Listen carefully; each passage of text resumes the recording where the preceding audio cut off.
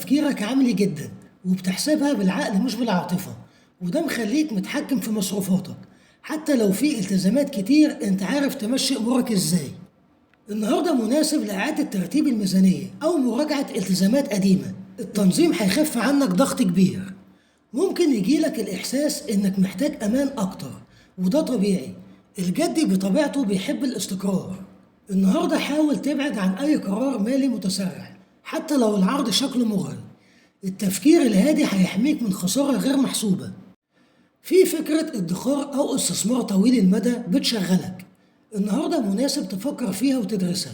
مش مطلوب تنفيذ فوري، مجرد الفهم والتخطيط خطوة مهمة. انت لما تحط خطة مالية بتعرف تمشي عليها من غير توتر يا جدي. كمان لو في مصروف مفاجئ ما تقلقش يا جدي، انت قادر انك تتعامل. المهم ما تحسسش نفسك بالذنب او الضغط النفسي. المال وسيلة مش عبء، وانت